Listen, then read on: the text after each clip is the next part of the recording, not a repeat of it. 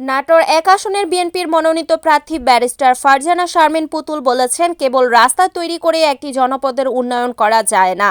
ওই রাস্তার উপর দিয়ে হেঁটে যাওয়া কোনো সন্তান যদি সম্পদে পরিণত না হয় তাহলে কোনোদিন উন্নত হয় না। বিএনপির অঙ্গীকার, দেশের প্রতিটি সন্তানকে সম্পদ হিসেবে গড়ে তোলা হবে। শুক্রবার নাটোরের লালপুর উপজেলার কদিম চিলান উচ্চ বিদ্যালয় মাঠে আয়োজিত এক নির্বাচনী জনসভায় প্রধান অতিথির বক্তব্যে তিনি এসব কথা বলেন। ফারজানা শারমিন পুতুল বলেন, আমাদেরকে মনে রাখতে হবে, আমাদের দৃষ্টিভঙ্গি যদি ছোট হয়, আমাদের স্বপ্ন যদি ছোট হয়, তাহলে কিন্তু মানুষ আমাদের ঠকাবেই। কেবল অবকাঠামোগত উন্নয়ন আমরা ভবিষ্যতে সন্তুষ্ট থাকতে চাই না। আমরা প্রত্যেকটা ঘরে ঘরে সরকারি চাকরি নিশ্চিত করতে চাই।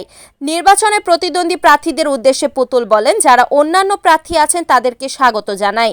নির্বাচন এমন একটি খেলা যে খেলায় প্রতিযোগিতা থাকবেই, কিন্তু ফাউল করতে গেলেই কিন্তু মাঠের বাইরে চলে যেতে হবে। ফাউল করা বন্ধ করেন। এ সময় লালপুর উপজেলা বিএনপির সাবেক সহসভাপতি ফিরোজ উদ্দিন, কদিম চিলান ইউনিয়ন বিএনপির সভাপতি আব্দুল বারী, সাধারণ সম্পাদক হযরত আলী সহ বিএনপি ও অঙ্গ সহযোগী সংগঠনের স্থানীয় নেতাকর্মী এবং বিপুল সংখ্যক সাধারণ ভোটার উপস্থিত ছিলেন।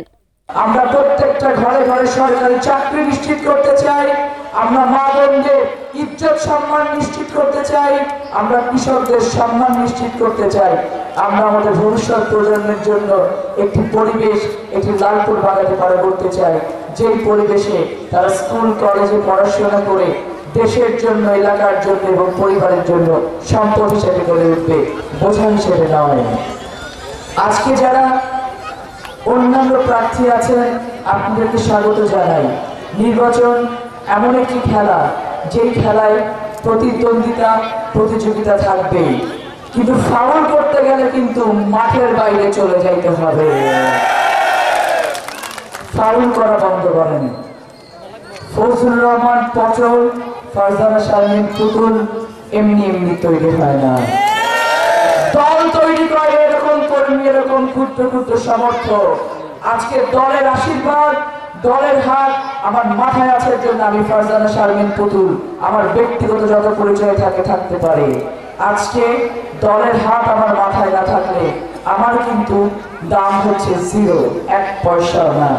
আজকে আপনারা দলের খেয়েছেন, দলের পড়েছেন, দলের সবকিছু নিয়ে আজকে দলের বাইরে গিয়ে দাঁড়িয়ে অন্য একটি প্রতীক নিয়ে বলছেন আমিও বিএনপি করি, আমাকে একখানা চাঁদ মার্কায় ভোট দিয়েন। এই সব হিপোক্রেসি বন্ধ করেন। ঘরের ছেলে আপনি, ঘরে ফিরে আসেন। আন্তরিকভাবেই আমরা সেটা চাই। Report AZ Sujon, NNTV, Natore.